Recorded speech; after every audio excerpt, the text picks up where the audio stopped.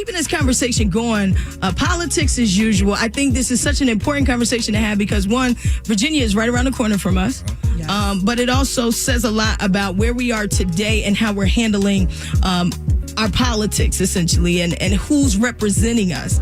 You know, these people that are in Congress, they're making deals and things on our behalf and within our own backyard. And when you see a story like this of a Democrat, okay, Virginia Governor Ralph Northam, basically in 1984, his school yearbook resurfaced, and there was this picture of him, now he's saying it's not him, but there was a person in a KKK robe, and then there was a person in blackface. And at first it started off with an apology. Now it turned into, I don't believe that's me, but once upon a time, I did put on some black shoe polish and pretended to be Michael Jackson, et cetera, et cetera. People are calling for his resignation, of which now he's saying he won't. Now, if he does, Justin Fairfax who's a DeMatha grad, by the way, shout out to DeMatha, will step up and become the first, he would be the only black governor in America if Northam resigns. So, we heard from our NBC News White House correspondent, Jeff Bennett. Now I've brought in a councilman for Richmond. He goes by the name of Michael Jones, a great friend, a great man. Welcome to the show, Michael Jones. Angie Ange, what's going on, sis? Hey, listen, a VA native, founder of the Village of Faith Church, one of the fastest growing churches in Richmond. Nice. And you are also the councilman for the 9th voting district in Richmond. Right. And we were talking, we were over here me and Mike had a full-on debate on, was it Saturday morning? Yeah, it was early in the morning, okay? Because my late is early in the morning time now. But we're on the phone having a conversation, and my thing was, okay, we're very quick to crucify somebody. We're very quick to say, you're out of here. You're canceled before really trying to get the full picture. And so I was curious because he got voted in, and I was curious, did his track record reflect this picture? Right. In 1984, which is the year I was born, so 34 years ago, at the age of 25, did he know he would become a governor? And did he do something that was really stupid, and had he changed and grown from that? And could we forgive that? Right. Or do we say, man, you got to go, you're out of here, without really getting his perspective? Now, this was before he did all these conferences and started backtracking, doing all this mess. But in the beginning, I really wanted to see, is there a conversation that could be had out of this? And that doesn't excuse the way he's handled it, because the way he's handled it shows me that, okay, he's probably not fit to be in that position.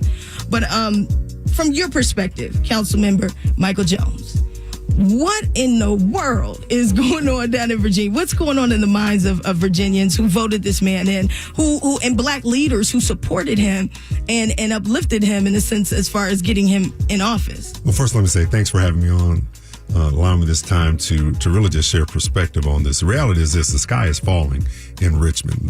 That blue wave that we thought was going to sweep this country and sweep the Commonwealth, man, that thing is turning back on us right now, because someone that a lot of black leaders, including myself, black pastors and black politicians, man, we literally got him into the barbecue. Yeah. We took him to Virginia Union's homecoming. He was at the homecoming? Dude, we were at the homecoming. Him, Fairfax. Cousin Northam? Herring. And so we're all out there. They're like, hey, what's up, Dr. Jones? What's up, man? Man, y'all need to meet my man, Ralph Northam. He's cool. He's a pediatrician. Who can hate on a pediatrician? Everyone loves their pediatrician. And so, we vouch for him. This dude came to our church. He came to the village. And I mean, man, we had him up on stage, put him on my broadcast, man, social media, everything, because we thought this dude was a good dude. Let me say this: there are places your past won't allow you to go into. Okay. And so a lot of people want to try to excuse their past, and we can, but again, there are some things, some places your past won't allow you to go. And for me, that's it. In 84, we were post-civil rights. Right. We were post-affirmative action. Run, Jesse, run was the mantra in that time. I was on my way to college, about to graduate high school in 84, 85, right? And so that was big for us. Man, dude, we caught a cat in blackface on our college campus. Man, dude, we chasing that dude across the yard. Right. You didn't do that. The Kappas, the Alphas, we were coming out in full force. He wasn't in high school. He wasn't a drunk frat boy in college. Man, he was in med school about to graduate. And so this is what they're doing in, the Tidewater region of Virginia in 84, and your mantra is do no harm. Man, dude, fuck, he's not stupid. They knew it was wrong. It was wrong. It was wrong when it first came out as a part of Jim Crow segregation and all those laws. It was wrong throughout the civil rights movement, and so it's wrong then. So it was always wrong. But here's why I thought they didn't take it as seriously as they should have, right? It's in the yearbook. Like, if the idea was that this is wrong, this is like, and again, to me, it looked like it's some sort of costume party. And again, they published it. Like, it was like this was okay, which means no matter how you feel about Ralph Northam, I'm curious about the institution. I'm curious about who, the editors of that yearbook, which again, to me, I thought, okay, this must have been like funny to them, or this must have been, which obviously is not, but for it to be published like that, I had questions about what the mentality was, or what was the... Privilege can be intoxicating. I mean, it really can. You think that you are above the law, that you can do whatever you want, and I'm sorry, our white brothers have thought that for far too long. You talk about, white male toxicity and all of those things, man, it's real. And so, I was one of the first ones to call for his resignation. This broke at about 3:30 on Friday, and everyone from the Richmond Times-Dispatch, they were blowing my phone up. Councilman Jones, what's your take on this? I'm like, if that's him, he's got to go. My concern was it took so many other people time. They were waiting to see what was going to develop. I'm like, there's nothing to wait on. If that's him in that picture, and I said, I pray it's not him, but if it's him, he's got to go. And so everyone else started to get on after he did his half-baked apology and things of that nature. And so as a black leader, as a black politician representing black and brown people, man, I put a resolution in to take down the monuments. And I'm hoping to get this man's, backing and support from the governor's house all the way down throughout. But it's like, dude, how can I trust what you're saying? Do you think if he would have taken accountability for the photo, or didn't try to backtrack or kind of, lessen the impact or the seriousness of it, would that have made a difference? No, he still got to go. I mean, I can forgive him, and we can begin to work towards repairing our relationship. Right. But no, you got to go.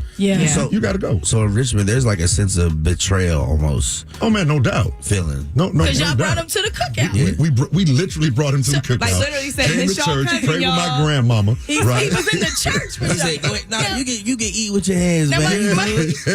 Councilmember Mike Jones, again, thank you for being here, Councilmember for Richmond. Let me ask too.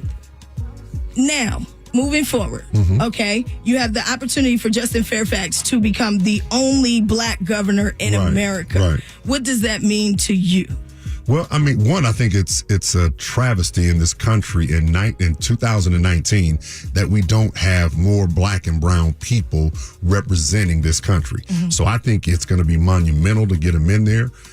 He has an opportunity. We have to see how the Constitution, our own Constitution and rules play out, whether or not he gets to finish Northam's term and then run again. And so if that's the case, he has an opportunity to spend 7 years in that space, and I think that would be awesome.